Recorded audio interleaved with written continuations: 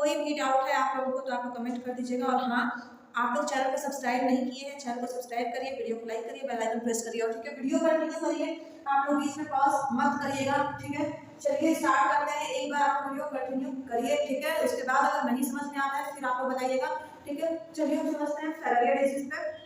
Filaria disease क्या होती है? तो फैलेरिया को also known as elephantiasis disease, ठीक है। फैलेरिया को हम लोग एलिफेंटेसिस नाम से भी जानते हैं। इट इज कॉज्ड बाय बुचेरिया ब्रैक्टोस्टाई, ठीक है, कॉज्ड बाय बुचेरिया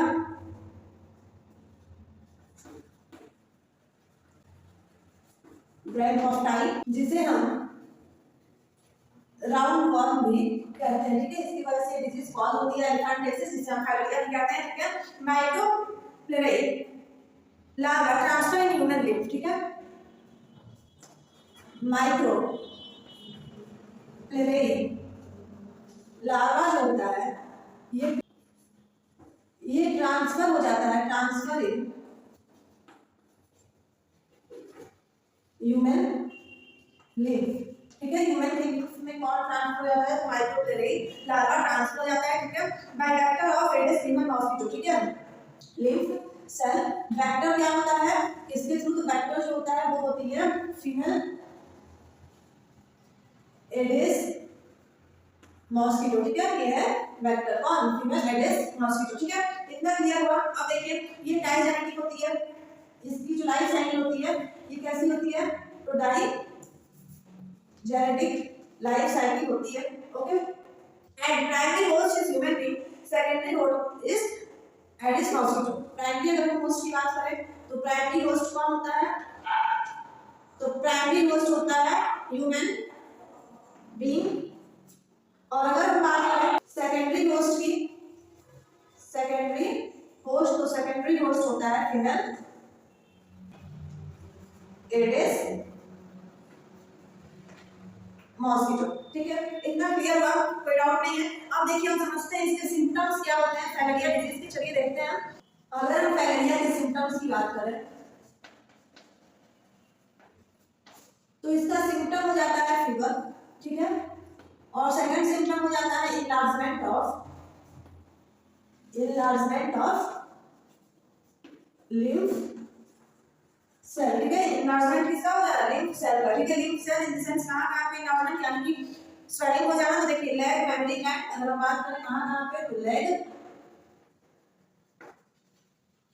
मेमोरी ग्लैंड, ठीक है, सैक्रोटम सेल, ठीक है। यहाँ पे इनलार्जमेंट हो जाता है। देखिए लेग या फीमेल है तो लेग और मेमोरी ग्लैंड पे, और मेल है तो लेग और सैक्रोटम सेल पे, ठीक है। क्या हो जाना? इनलार्जमेंट हो जाना, ठीक है। अगर मेडिसिन की बात करें कि मेडिसिन कौन कौन सी होती है फैलेरिया डिजीज की, तो देखिए मेडिसिन जो होती हैं, मेडिसिन हो जाती हैं हेट्राजेन, और एक और मेडिसिन हम नोट करते हैं डाइमेथिल कार्बाजाइड, ठीक है। ये दो मेडिसिन है कौन सी डिजीज की क्योरिंग के लिए? तो फैलेरिया डिजीज के क्योरिंग के लिए, ठीक है। So now filaria disease complete हो गई है। इसमें मैंने क्या बताया कि ये जो इसे हम एलिफेंटेसिस नाम से भी जानते हैं, ठीक है, ये बुचेरिया ब्रैक्टोस्टाई या फिर राउंड वर्म से क्या होती है? कॉज होती है, ठीक है। माइक्रोप्लेराई नाम का लार्वा होता है, ये ट्रांसफर हो जाता है ह्यूमन के लिम्फ सेल में, ठीक है, जिसकी वजह से इनलार्जमेंट हो जाती है। सिम्टम्स फीवर और enlargement of lymph cell, leg, mammary gland और लेग सैक्रोटम सेल, ठीक है। मेडिसिन हेट्राजेन और डाइमेथिल जेनेटिक प्रोसेस होती है, ठीक है। डाइजेनेटिक प्रोसेस होती है। इसका प्राइमरी होस्ट ह्यूमन बीइंग होता है, secondary host female Aedes mosquito, ठीक है। So now we have to study about ascariasis disease. अब हमें पढ़ना है एस्केरियासिस डिजीज क्या होती है, इसके क्या क्या सिम्टम्स होते हैं, किस वजह से कॉज होती है, मेडिसिन क्या है, चलिए देखते हैं, ठीक है। It is caused bye ascariasis lumbricoides, ठीक है। किसके थ्रू कॉज होती है? तो कॉज बाय एस्केरियासिस लुम्ब्रिकॉइड्स। देखिए फैलेरिया की लाइफ साइकिल क्यों डाइजेनेटिक थी? अगर हम इसकी लाइफ साइकिल की बात करें तो इसकी जो लाइफ साइकिल होती है ये कैसी होती है? मोनोजेनेटिक, ठीक है। मोनोजेनेटिक लाइफ साइकिल होती है, ओके। ट्रांसमिट कैसे होता है? अगर हम बात करें कि डिजीज फैलती कैसे है, ठीक है, ट्रांसमिट बाय हाउस फ्लाई, ठीक है, या तो मक्खियों की वजह से या फिर कॉन्टेमिनेटेड, यानी कि जो गंदे फूड है, ये फूड जो होते हैं, ठीक है, कॉन्टेमिनेटेड इसीलिए कहा जाता है, मुझे बोला नहीं करेंगे, तो कॉन्टेमिनेटेड फूड की वजह से भी ये क्या होती है, ट्रांसमिट होती है, ठीक है। अब देखिए अगर हम बात करें एस्केलेरोसिस डिजीज के सिम्टम्स की, इसके क्या क्या सिम्टम होते हैं, अगर ये डिजीज हो जाती है तो उसके लक्षण क्या क्या होते हैं, तो देखिए सिम्टम्स की अगर हम बात करें तो हो जाएगा abdominal pain, abdominal pain, weakness, ठीक है, और क्या हो जाएगा सिम्टम, एनीमिया, वॉमिटिंग और फीवर, ये कुछ इसके क्या है सिम्टम्स है इसके एस्केलेरोसिस डिजीज की। अगर हम बात करें इसके मेडिसिन के बारे में कि मेडिसिन कौन कौन सी होती हैं, तो देखिए चिनोपोडियम, चिनोपोडियम नाम की एक एंटीबायोटिक है, इसी को डॉक्टर्स प्रेफर करते हैं जब किसी को एस्केलेरोसिस डिजीज हो जाती है तब, ठीक है। तो this is all about ascariasis, that ascariasis is caused by Ascaris नोवेनॉइड्स, okay, life cycle of ascaris is monozygotic, transmit by housefly, contaminated food, okay, symptoms of housefly is abdominal pain, weakness, anemia, vomiting as well as fever, okay. So if you talk about medicines of ascaris, so one of the antibiotic name is Chinopodium, is used for the treatment of but ascaris disease, okay. So now we have to study about ringworm disease. Next disease is ringworm, ringworm कैसे disease होती है, देखिए समझते हैं, ठीक है। It is fungal skin infection disease, ठीक है, ये कैसी डिजीज होती है, तो फंगल स्किन इन्फेक्शन डिजीज, ठीक है, ये ऐसी डिजीज होती है जो कि फंगस की वजह से होती है और स्किन पे इसका मतलब ये डिजीज में क्या होता है, स्किन पे इन्फेक्शन हो जाता है, ठीक है। तो ये फंगल स्किन इन्फेक्शन डिजीज है। माइक्रोस्पोरम फंगी, कौन कौन सी फंगी के द्वारा ये होती है, तो caused by, देखिए फर्स्ट है microsporum fungi, microsporum fungi, second trichophyton fungi, and last one is epidermophyton fungi, ठीक है।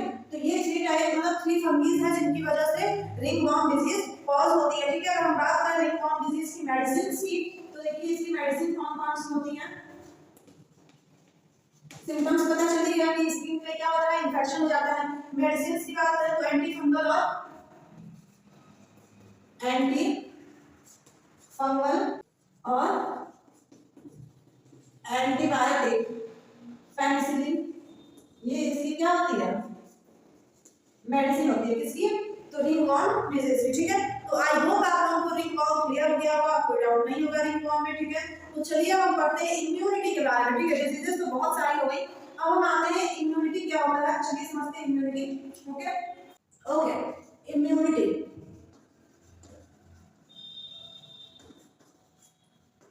देखिए इम्यूनिटी क्या होता है, okay. The branch of biology which deals about the immune system is known as immunology और immunity, ठीक है।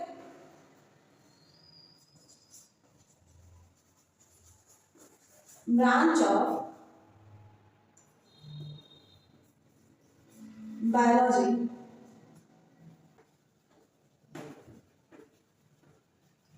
which deals with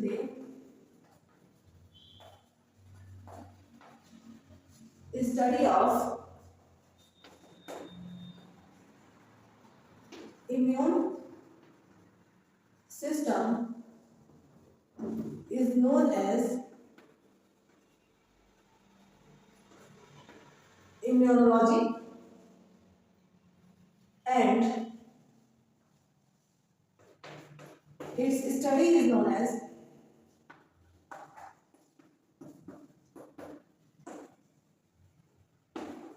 immunity, ठीक है।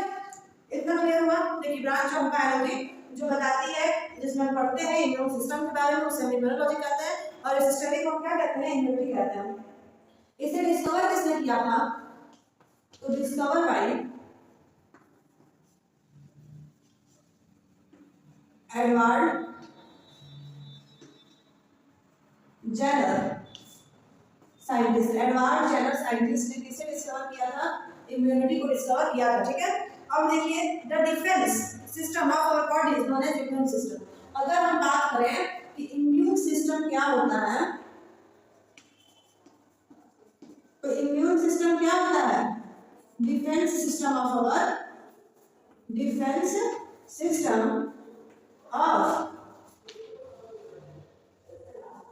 Defence system of our body is known as immune system, ठीक है। हमारी बॉडी के defence system को हम क्या कहते हैं, इम्यून सिस्टम कहते हैं। तो देखिए अब हम एक चार्ट बनाएंगे, फ्लो चार्ट बनाएंगे, जिसके थ्रू हम समझेंगे इम्यून सिस्टम कितने टाइप का होता है, टाइप्स के कितने टाइप होते हैं, ठीक है। सबसे पहले हम समझेंगे इम्यून सिस्टम कितने टाइप का होता है, और उसके टाइप से सब टाइप्स के लिए हम समझेंगे और फिर पूरी डिटेल स्टडी करेंगे, ठीक है। So let's start drawing the flow chart. सबसे पहले हम यहां नोट करेंगे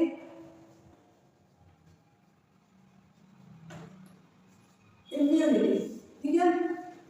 immunity is how many of types, immunity is of two types, innate immunity को हम कोजेनाइटल भी कहते हैं, innate immunity या फिर कोजेनाइटल immunity, यानी ये कब से रहेगी, भाई बर्थ से रहेगी, बच्चे के जन्म के समय से ही रहेगी, ठीक है। नेक्स्ट होती है एक्वायर्ड इम्यूनिटी। तो एक्वायर्ड इम्यूनिटी कब से रहती है, तो आफ्टर बर्थ, यानी कि जन्म के बाद जो इम्यूनिटी आती है उसे हम कहते हैं एक्वायर्ड इम्यूनिटी, ठीक है। इतना समझ में आया।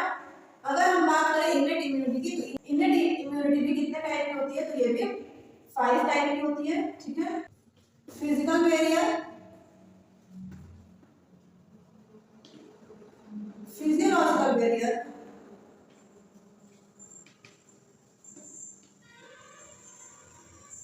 थर्ड हो जाता है cytokinin barrier, fourth one is cellular barrier, and fifth and last one is cholesterol, ठीक है। तो ये था आपका इनेट और congenital immunity. So now we have to study what acquired immunity types, ठीक है। एक्वायर्ड इम्यूनिटी कितने टाइप के होते हैं, तो acquired immunity is also of two types. First one is active acquired immune system, and second one is passive acquired immune system, ठीक है। Clear करेगा। देखिए तो यही है चार्ट, यही है ऑल अबाउट इम्यूनिटी, जो कि हमें स्टडी करना है डिटेल में, ठीक है। तो चलिए हम सबसे पहले देखिए इम्यूनिटी तो समझ में आ गया, टॉपिक इम्यूनिटी समझ में आ गया, branch of biology in which we study of immune system is known as immunology और इम्यूनिटी, ठीक है। और इम्यून सिस्टम क्या होता है, तो the defense system of our body is known as immune system, ठीक है। सबसे पहले डिस्कवर किसने किया, एडवर्ड जेनर साइंटिस्ट ने। इतना क्लियर हो गया, ये तो क्लियर हो गया ना कि इम्यूनिटी क्या होता है। तो चलिए हम समझते हैं इनेट इम्यूनिटी, कोजेनाइटल इम्यूनिटी, ठीक है। इसके टाइप्स पढ़ेंगे और फिर हम पढ़ेंगे एक्वायर्ड इम्यूनिटी और इसके टाइप्स, ठीक है, एक्टिव और पैसिव। तो चलिए इन सबको हम डिटेल में स्टडी कर लेते हैं, ठीक है। ओके, लेट्स स्टार्ट विद इनेट और कोजेनाइटल इम्यूनिटी। सबसे पहले हम आते हैं इनेट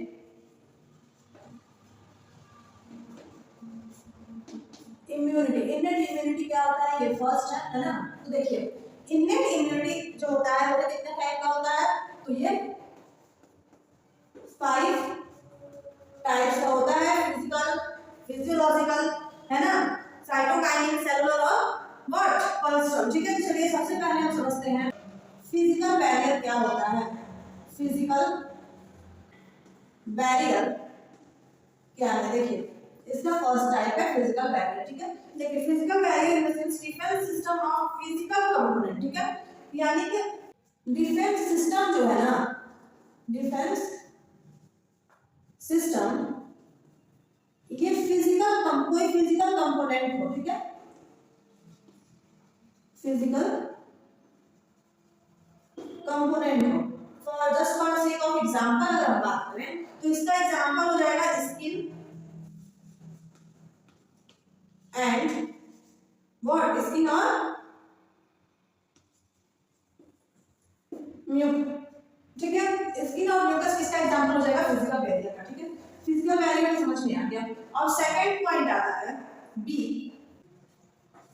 that is physiological barrier.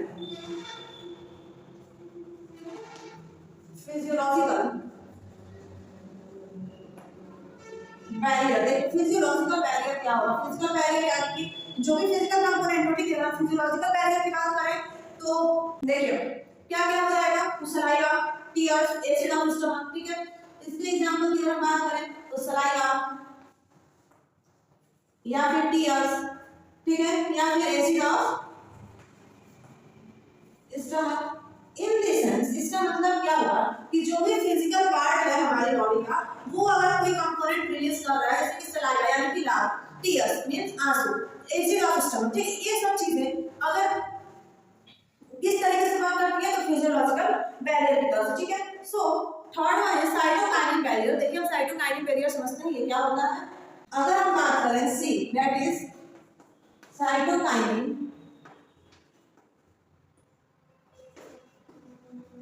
Barrier. ठीक है, साइटोकाइनिन बैरियर क्या है तो देखिए virus infected cell secrete the glycoprotein. ठीक है, वायरस इन्फेक्टेड सेल जो होता है, वायरस इन्फेक्टेड सेल ये सीक्रेट करता है, सीक्रेट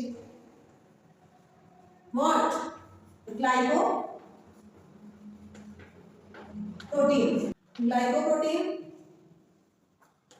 इंटरफेरॉन जिसे हम साइटोकाइनिन के नाम से भी जानते हैं। ठीक है, साइटोकाइनिन क्या होता है, अगर हम बात करें कि व्हाट इज साइटोकाइनिन तो देखिए साइटोकाइनिन डिफेंस करता है, किसको, डिफेंस दी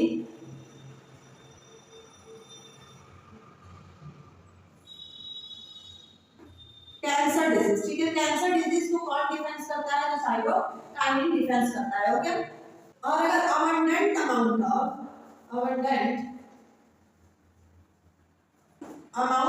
साइटोकाइनिन, अगर बहुत ज्यादा अमाउंट में साइटोकाइनिन प्रेजेंट रहेगा,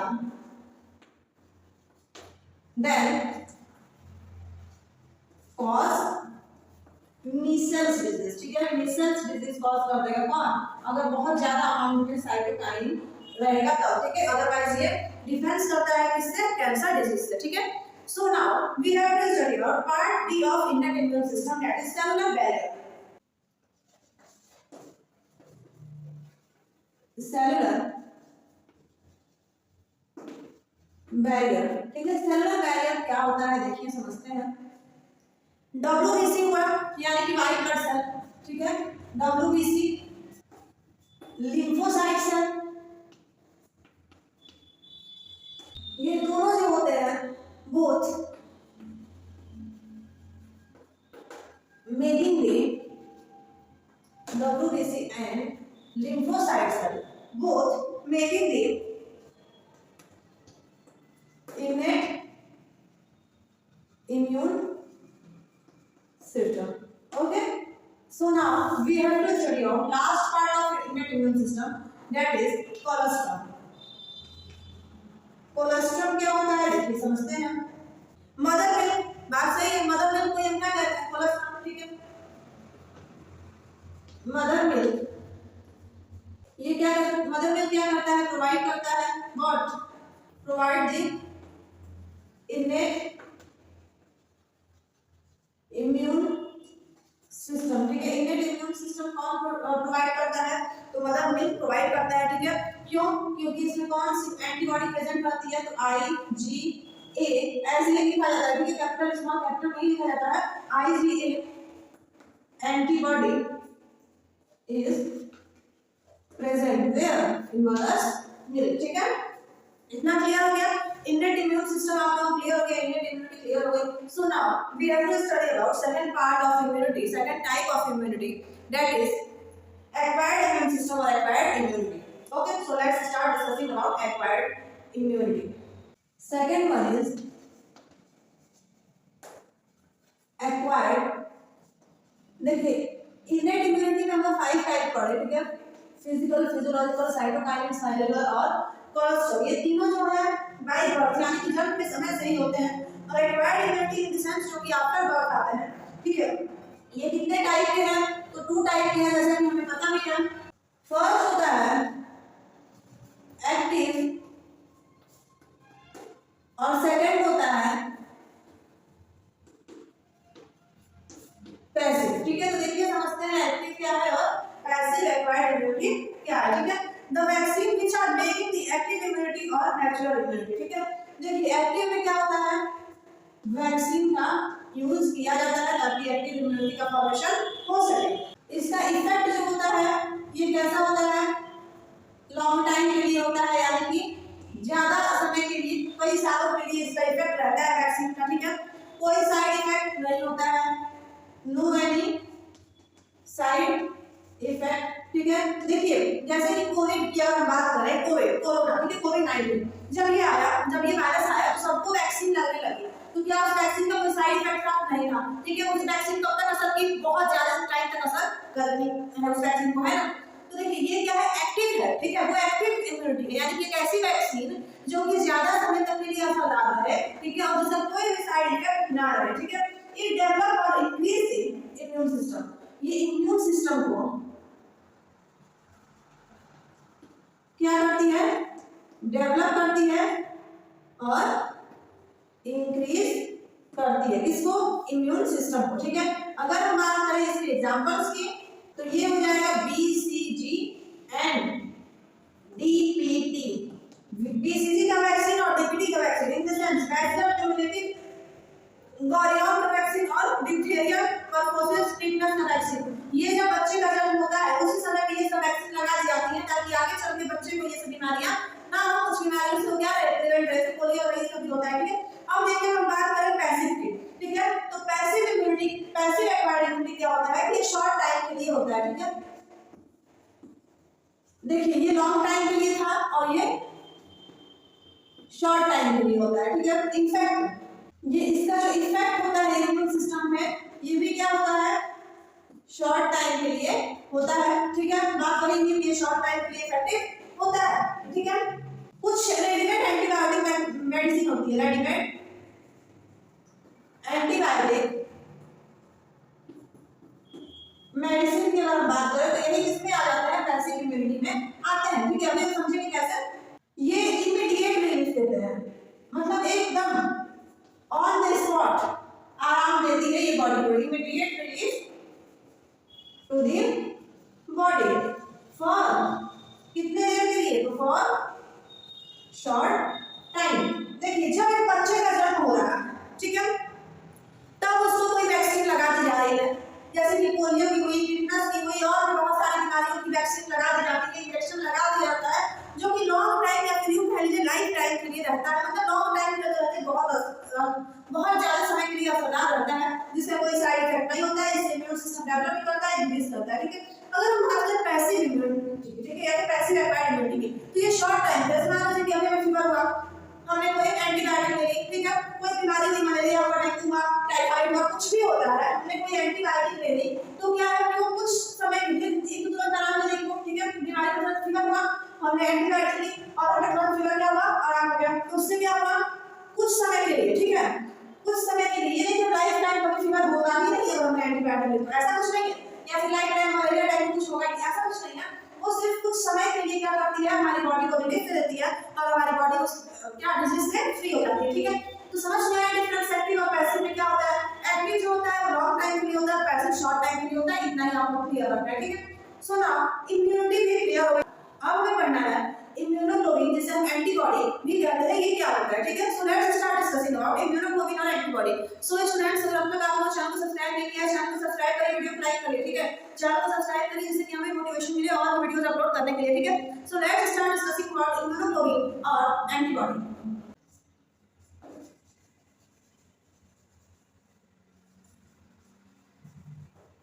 Immunoglobulin, also be called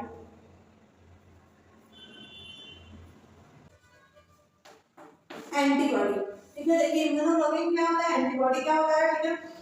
ये जो होता है ना, ये टाइप ऑफ प्रोटीन होता है, ठीक है, टाइप ऑफ प्रोटीन होता है, ठीक है, जो क्या करता है, मेक डिफेंस सिस्टम को ये बढ़ाता है, ठीक है। कहाँ सिंथेसिस होता है, तो अगर हम बात करें इसके सिंथेसिस की, तो synthesis in memory cell due to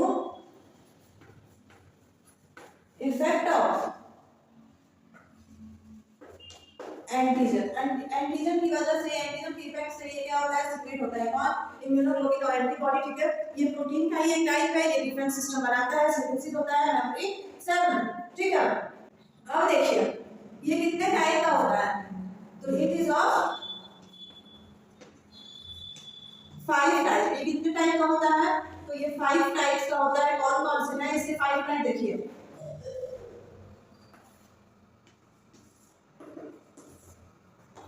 IgA, IgM, IgE, okay, IgD and IgG, ठीक है। ये है 5 टाइप के एंटीबॉडी या फिर इम्यूनोग्लोबिन, ठीक है। इन सब के बारे में हमें एक एक करके स्टडी करना है, ठीक है, ये कौन कौन से होते हैं, ठीक है। So let's start discussing with IgA, okay. First one is IgA, ठीक है। IgA का फुल फॉर्म क्या होगा, देखिए इसे हम शॉर्ट फॉर्म में लिखते हैं, I कैपिटल, G स्मॉल और A शॉर्ट, फिर से कैपिटल, ठीक है। इसका यही फॉर्मेट होता है। IgA के बाद तो इम्यूनोग्लोबिन एंटीबॉडी, इसका फुल फॉर्म होता है इम्यूनोग्लोबिन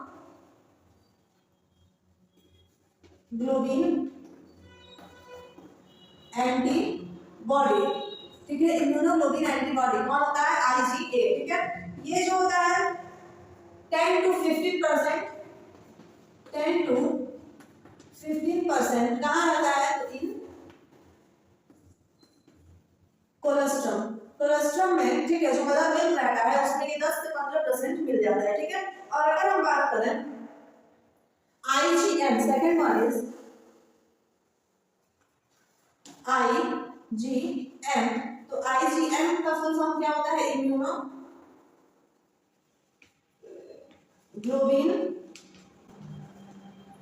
मैक्रो मॉलिक्यूल, ठीक है, इम्यूनोग्लोबिन मैक्रो मॉलिक्यूल, ठीक है।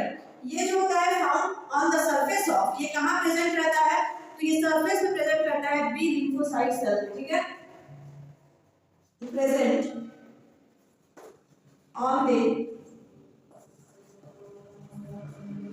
surface of B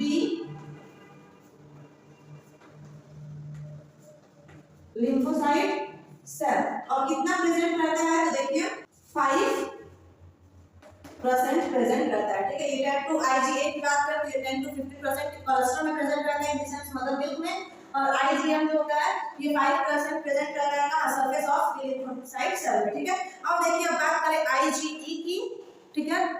third one is IgD, IgD in the sense immunoglobulin delta, ठीक है, इम्यूनोग्लोबिन डेल्टा। देखिए ये क्या होता है, ये प्रेजेंट तो होता है, लेकिन इसका अगर हम फंक्शन की बात करें तो इसका फंक्शन अननोन होता है, अज्ञात है, जिसका हम फंक्शन ही नहीं जानते हैं, ठीक है। ऐसा है अभी तक इसको पता नहीं कर पाया गया है कि इसका क्या फंक्शन है हमारी बॉडी में, IgD का, ठीक है।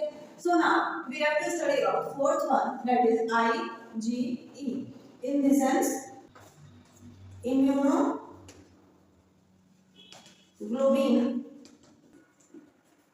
इंफ्लेमेटरी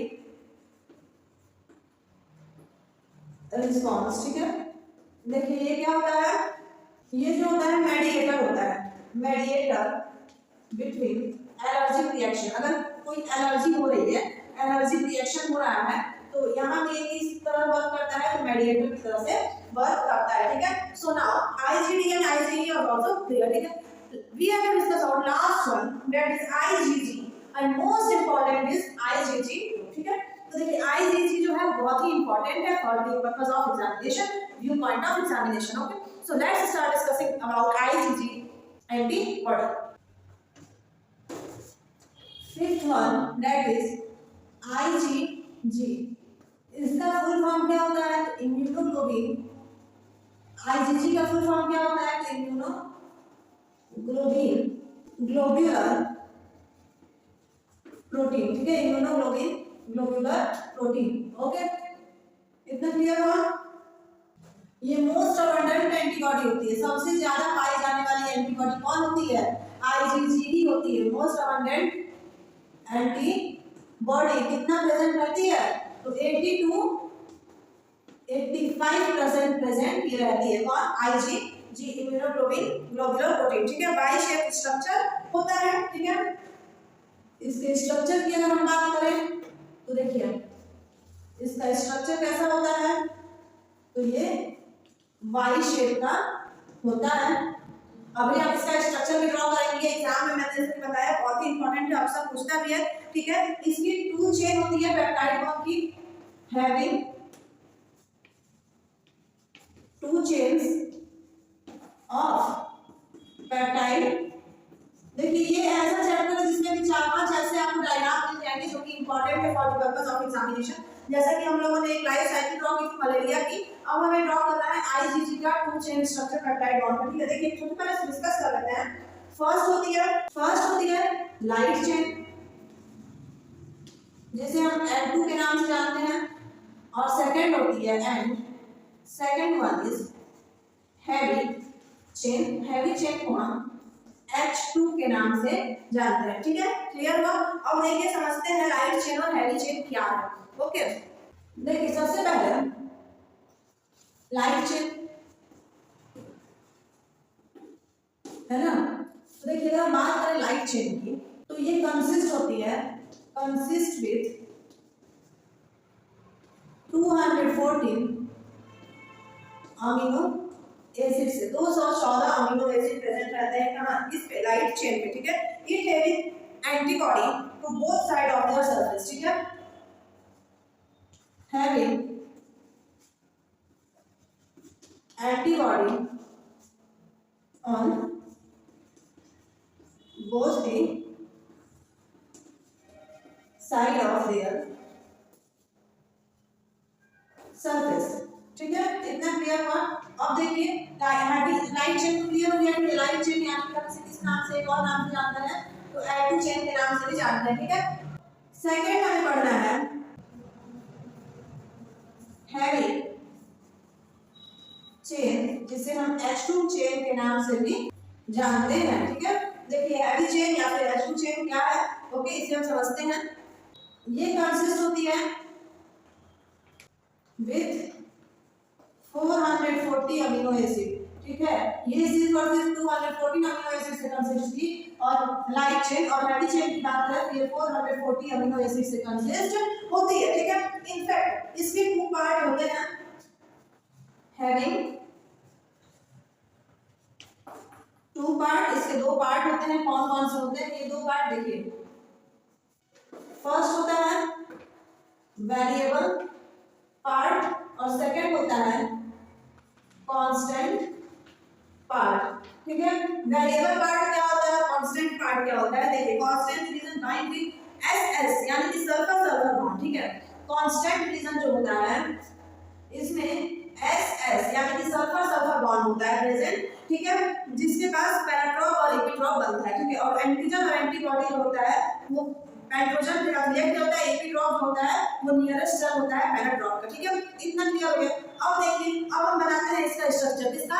तो IgG का। ठीक है, IgG एंटीबॉडी का। देखिए अगर हम बात करें इसके स्ट्रक्चर ड्रॉ करने की तो इसका स्ट्रक्चर ड्रॉ करना काफी इजी होता है। जैसे कि मैंने बताया था कि इसका स्ट्रक्चर कौन सी शेप का होता है? भाई वाई शेप का इसका स्ट्रक्चर प्रेजेंट रहता है। ठीक है, देखिए ऐसा कुछ वाई शेप का स्ट्रक्चर होता है इसका। ठीक है, 2 स्ट्रैंड्स हैं। मेरे साथ साथ आपको ड्रॉ करते रहिए, एग्जाम पॉइंट ऑफ व्यू से मोस्ट इंपॉर्टेंट है। मैंने एक बार नहीं आप लोगों से जब से मैंने IgG स्टार्ट किया मैंने बहुत बार बताया इंपॉर्टेंट है ये। ठीक है, एग्जाम में पूछना है ये। ओके, 5 मार्क्स आप लोग के ऐसे ही ऑब्टेन हो जाने वाला है। ठीक है, देखिए ये है H1, ये है H2, ये है L1 और ये है L2। ये दोनों सल्फर सल्फर बॉन्ड से क्या रहते हैं, कनेक्टेड रहते हैं। सल्फर डबल बॉन्ड सल्फर से क्या रहेंगे, कनेक्टेड रहेंगे। ठीक है, इतना क्लियर हो गया है कि डबल बॉन्ड भी है, आप लोग याद रखिएगा, मिस्टेक मत करिएगा। एग्जाम में थोड़े थोड़े चीजों की मिस्टेक होती है और बच्चों के नंबर कट हो जाते हैं। ठीक है, देखिए यहाँ पे होता है वेरिएबल, ये चेंज कैसी होती है, वेरिएबल, और यहाँ पे आते आते हो जाती है कांस्टेंट। ठीक है, इसकी अगर हम बात करें तो देखिए ये क्या है, पैराड्रॉप।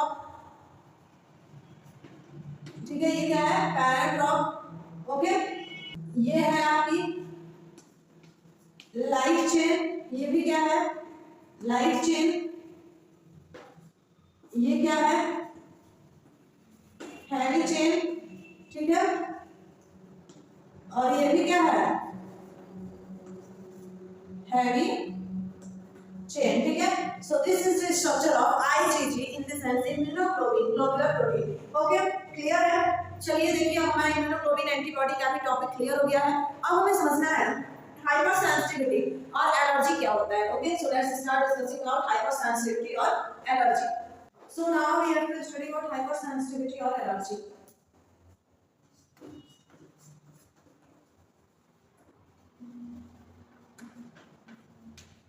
हाइपर सेंसिटिविटी और एलर्जी। देखिए हाइपर सेंसिटिविटी क्या होता है या फिर एलर्जी क्या होता है। ठीक है, an allergy is a hypersensitivity of immune system. ठीक है, देखिए एलर्जी की अगर बात करें तो एलर्जी क्या होता है, hyper sensitivity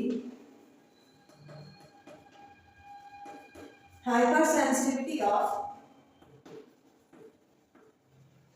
immune system. Immune system में क्या होती है, हाइपर सेंसिटिविटी होती है एलर्जी। ठीक है, ड्यू टू फॉरेन सब्सटेंस, किसकी वजह से, हाइपर सेंसिटिविटी किसकी वजह से होती है, तो ड्यू टू फॉरेन सब्सटेंस। ठीक है,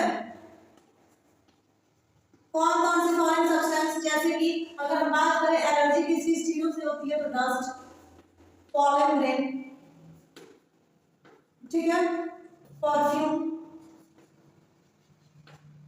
मेडिसिन, बहुत सारी ऐसी मेडिसिन होती है जिनको खा करके भी एलर्जी हो जाती है। तो ऐसी सब चीजों से, ऐसी सब चीजें क्या होती है, फॉरेन सब्सटेंस होती है जिनसे कि सेल जो होता है वो या तो कॉन्ट्रैक्ट हो जाता है या डायरेक्ट हो जाता है। सेल बिकम आइदर कॉन्ट्रैक्ट और डायरेक्ट, या तो सिकुड़ जाता है या फिर ज्यादा स्वेल हो जाता है जिसकी वजह से एलर्जी हो जाती है। ठीक है, एग्जांपल की अगर बात करें तो हिस्टामिन लिख सकते हैं हम, स्वेलिंग, या फिर वैसोडिलेशन। ठीक है, सेकंड एग्जांपल की बात करें स्क्लेरोटोनिन, इसको हम लिख सकते हैं कंस्ट्रिक्शन। ठीक है, तो ये कुछ एग्जांपल्स थे किसके, हाइपर सेंसिटिविटी और एलर्जी के। ठीक है, एक और पॉइंट है इससे रिलेटेड है, hay fever is cause of pollen allergy. ठीक है, हे फीवर की अगर हम बात करें तो ये क्यों हो जाता है, तो जब पॉलन ग्रेन से एलर्जी होती है तब। और अगर हम बात करें अस्थमा की, तो अस्थमा जो होता है कब होता है, जब किससे एलर्जी हो जाती है, डस्ट से। ऐसी बहुत सारी एलर्जीज होती हैं ह्यूमन बॉडी में, बहुत लोगों की स्किन पे भी एलर्जी हो जाती है। ठीक है, तो अलग अलग चीज से अलग अलग चीजों पे एलर्जी होती रहती है। ठीक है, तो हाइपर सेंसिटिविटी और एलर्जी का टॉपिक क्लियर हो गया। So now we have to study about autoimmunity. Autoimmunity, autoimmunity क्या होता है, ये नेक्स्ट टॉपिक है हमारे इस चैप्टर का। ठीक है, देखिए समझते हैं। When immune system undergoes self defense, ठीक है, इम्यून सिस्टम क्या हो जाता है, इम्यून सिस्टम क्या कर जाता है, सेल्फ अपने आप से डैमेज कर जाता है, अपने आप डैमेज हो जाता है ड्यू टू सम इफेक्ट। तब ये क्या करता है, प्रोड्यूस एंटीजन। ठीक है, प्रोड्यूस एंटीजन। इतना क्लियर हो गया। अब देखिए एग्जांपल क्या हो जाएगा इसका, तो chronic disease, chronic disease, chronic disease in the sense diabetes, mellitus and myasthenia. ठीक है, क्लियर हो गया। ऑटो इम्यूनिटी का टॉपिक क्लियर हो गया। तो क्या क्या होता है कि जो इम्यून सिस्टम जो होता है वो सेल्फ डैमेज कर जाता है, ठीक है, ड्यू टू सम इफेक्ट, तो प्रोड्यूस कर देता है एंटीजन क्रोनिक डिजीज। इसका एग्जांपल हो जाए कोरियोनिक डिजीज, डायबिटीज मेलिटस और मिस्थेनिया। ठीक है, so now we have to study about lymphoid organ. तो लिम्फोइड ऑर्गन जो है मेन टॉपिक हमारे चैप्टर का। ठीक है, चलिए समझते हैं लिम्फोइड ऑर्गन के बारे में। देखिए लिम्फोइड और लिम्फोइड ऑर्गन ये हमारे चैप्टर का मेन टॉपिक है। देखिए those organ which synthesis the lymphocyte cell. ठीक है, ऐसे ऑर्गन जो सिंथेसिस करते हैं, किसकी synthesis of lymphocyte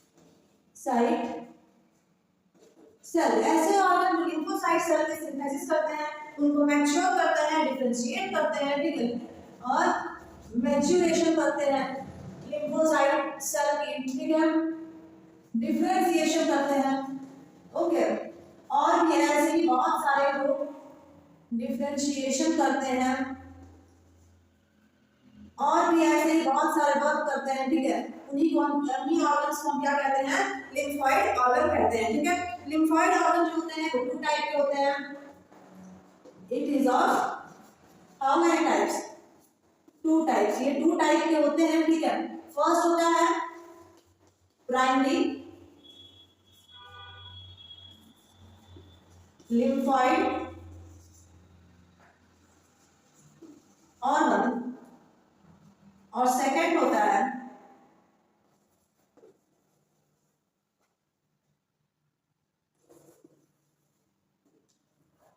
secondary lymphoid organ. ठीक है, एक होता है प्राइमरी लिम्फोइड ऑर्गन और सेकंड होता है सेकेंडरी लिम्फोइड ऑर्गन। ठीक है, प्राइमरी लिम्फोइड ऑर्गन की अगर हम बात करें तो ये भी कितने टाइप के होते हैं, 2 टाइप के। फर्स्ट होता है बोन मैरो और second one is thymus gland. ठीक है, सेकेंडरी लिम्फोइड ऑर्गन की बात करें तो ये कितने टाइप का होता है, तो ये होता है टोटल 3 टाइप का। First one is Peyer's patches, second one is spleen cell and last one is mark. ठीक है, तो देखिए ये सभी के बारे में हमें एक-एक करके डिटेल स्टडी करना है। सबसे पहले हम स्टडी करते हैं प्राइमरी लिम्फोइड ऑर्गन्स के बारे में। ठीक है, first we have to study about primary lymphoid organ. देखिए प्राइमरी लिम्फोइड ऑर्गन कौन से होते हैं।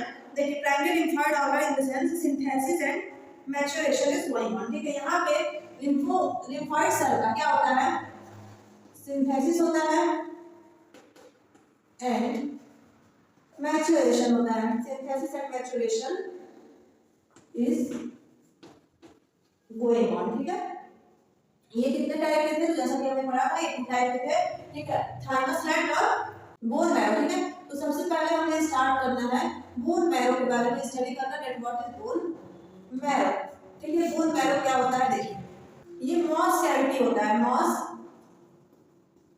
Cavity of what bone. ठीक है, जिसमें कि लिम्फोसाइट सेल क्या होता है, लिम्फोसाइट सेल इज सिंथेसाइज होता है in the form of B या फिर बीटा लिम्फोसाइट, जिसे हम AMIS भी कहते हैं, या फिर और T लिम्फोसाइट सेल, जिसे हम CMIS के नाम से भी जानते हैं। ठीक है, क्लियर हो बोन मैरो क्या क्लियर हो गया। देखिए मॉस कैविटी होता है बोन मैरो का। ठीक है, it is moss cavity of bone marrow in which lymphocyte cell is synthesized in the form of B lymphocyte cell, that is AMIS, or T lymphocyte cell CMIS. ठीक है, so now we have to study about thymus gland. B is thymus gland। देखिए thymus gland क्या होती है, इसका function क्या होता है। ठीक है, देखिए it is bilobed pink colour gland, ये कैसी होती है, बाइलोड पिंक कलर ग्लैंड होती है, ठीक है। कहाँ प्रेजेंट करती है, तो just above the heart, heart के ठीक ऊपर ये ग्लैंड क्या रहती है, प्रेजेंट रहती है। कौन सी, थाइमस ग्लैंड, ठीक है। It secret the thymosin hormone, ये सीक्रेट करती है, सीक्रेट द थाइमोसिन हार्मोन, ये सीक्रेट किसको करती है, थाइमोसिन हार्मोन को सीक्रेट करती है, which has to development of lymphocyte cell, ठीक है। थाइमोसिन हार्मोन जो होता है यही क्या करता है, development of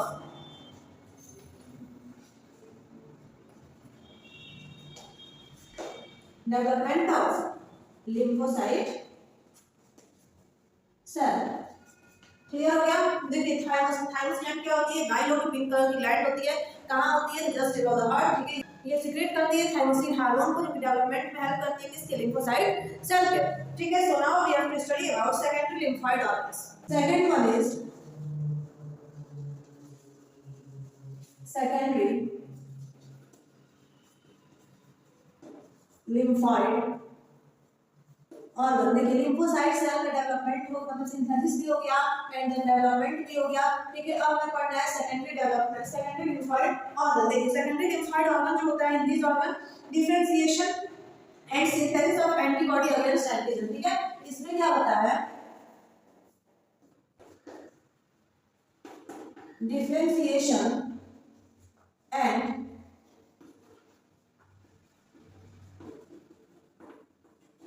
synthesis of antibody against antigen, ठीक है। अगेंस्ट एंटीजन इसमें भी डिफरेंशिएशन होता है और सिंथेसिस होता है एंटीबॉडी का, ठीक है। देखिए ये भी कितने टाइप का, 3 टाइप का था। इसका फर्स्ट पार्ट होता है, फर्स्ट टाइप होता है pairs patches. Pairs patches in the sense क्या होता है, पेयर्स पैचेस देखिए, pairs patches in the sense intestine, ठीक है। सेकंड टाइप था इसका स्प्लीन सेल। स्प्लीन सेल क्या होता है, देखिए ये एपेक्स लीवर यानी लीवर के ऊपर प्रेजेंट रहता है स्प्लीन सेल, ठीक है, apex the liver. Also known as blood bank. देखिए ब्लड बैंक हमारी बॉडी में जो होता है उसे हम स्प्लीन सेल के नाम से जानते हैं, ठीक है। ब्लड बैंक स्प्लीन सेल, ठीक है, याद रखिएगा, हमेशा पूछता है वरना क्वेश्चन में टिक वगैरह, ठीक है। ये जो होता है लार्जेस्ट लिम्फोइड ऑर्गन होता है ऑफ आवर बॉडी, ये हमारी बॉडी का लार्जेस्ट लिम्फोइड ऑर्गन होता है, कौन, स्प्लीन सेल, ठीक है। So now we have to study about MALT. Third है माल्ट। देखिए माल्ट क्या होता है, फुल फॉर्म क्या होता है माल्ट का, तो म्यूकोसा एसोसिएटेड लिम्फोइड टिश्यू, ठीक है। म्यूकोसा एसोसिएटेड लिम्फोइड टिश्यू, ठीक है। म्यूकोसा एसोसिएटेड लिम्फोइड टिश्यू इसका फुल फॉर्म है, माल्ट का फुल फॉर्म है। इन रेस्पिरेटरी सिस्टम, डाइजेस्टिव सिस्टम और यूरोजेनिटल ट्रैक्ट, ये कहाँ प्रेजेंट रहता है, present in respiratory system, urogenital tract and digestive system. ये कहाँ प्रेजेंट रहता है, तो ये प्रेजेंट रहता है रेस्पिरेटरी सिस्टम, यूरोजेनिटल ट्रैक्ट और डाइजेस्टिव सिस्टम में ये प्रेजेंट रहता है, ठीक है। क्लियर हो गया। देखिए लिम्फोइड ऑर्गन नाम का टॉपिक जो था ये भी क्लियर हो गया, प्राइमरी और सेकेंडरी लिम्फोइड ऑर्गन क्लियर हो गए, ठीक है। So now we have to discuss about immunodeficiency, जो कि बहुत ही छोटा सा टॉपिक है, ठीक है। तो चलिए हम इसे समझते हैं, व्हाट इज इम्यूनोडेफिशिएंसी, यहीं पे हम इसे नोट करते हैं, ठीक है। इम्यूनो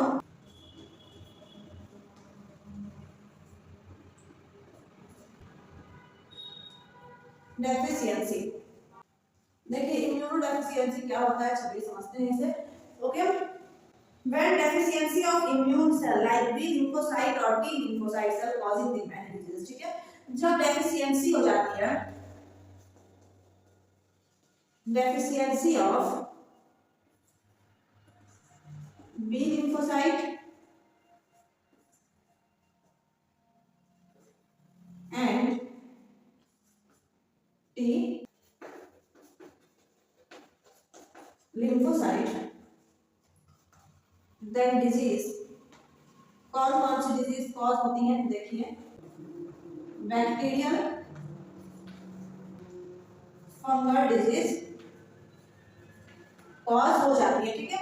इम्यूनो डेफिशिएंसी भी क्लियर हो गया, ठीक है। अब एक लास्ट टॉपिक हम पढ़ लेते हैं, उसके बाद हम नेक्स्ट पार्ट में कंटिन्यू करेंगे। एससीआईडी के बारे में भी हम पढ़ लेते हैं, बहुत ही छोटा सा ये भी टॉपिक है, ठीक है। देखिए एससीआईडी क्या होता है, अगर हम बात करें एससीआईडी, तो देखिए एससीआईडी क्या होता है, एससीआईडी का फुल फॉर्म क्या है, तो seven combined immune deficiency disease, seven combined immune deficiency disease, this is the full form of SCID, ठीक है। ये कोजेनाइटल इम्यून डेफिशिएंसी डिजीज होती है चाइल्ड की, ठीक है, congenital immune deficiency of child, it is the congenital immune deficiency of इसकी, तो चाइल्ड की, एक बच्चे की, ठीक है। In this case both lymphocyte cell are absent, इस केस में क्या होता है, both lymphocyte cell are absent, ठीक है। और क्या होता है, देखिए एससीआईडी में ये ऑल्सो कॉज, मतलब और क्या क्या कॉज करता है, तो ऑल्सो कॉज जीन म्यूटेशन, ये जीन म्यूटेशन भी कॉज करता है, कौन, तो एससीआईडी, ठीक है। और इस केस में मैनी इन्फेक्शन, बहुत सारे इन्फेक्शंस किसमें हो जाते हैं, मैनी इन्फेक्शन ऑकरिंग, जब बच्चों की बीमारी है तो किसमें होगा इन्फेक्शन, बच्चों में, ठीक है, मैनी इन्फेक्शंस ऑकरिंग चाइल्ड, ठीक है। तो एससीआईडी भी क्लियर हो गया। अब हमें स्टडी करना है एड्स, ठीक है। इस बीमारी के बारे में हम चलिए स्टार्ट करते हैं, एड्स के बारे में स्टडी करना। So now our next topic is AIDS. देखिए एड्स कैसी बीमारी है, ठीक है, ये सब चीजें हम पढ़ेंगे अपने नेक्स्ट पार्ट में, ठीक है। अब इस चैप्टर में ज्यादा कुछ बचा नहीं है, ऑलमोस्ट ये चैप्टर फिनिश ही है, ठीक है। तो चलिए अब हम पढ़ते हैं इसे अपने नेक्स्ट पार्ट में, ठीक है। और कोई भी डाउट हो आप कमेंट कर दीजिएगा, आपका डाउट क्लियर किया जाएगा। Okay, thank you.